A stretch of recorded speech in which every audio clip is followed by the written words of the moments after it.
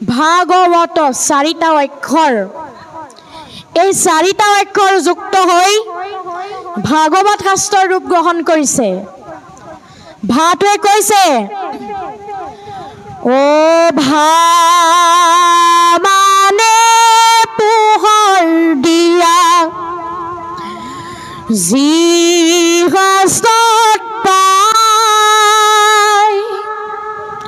গ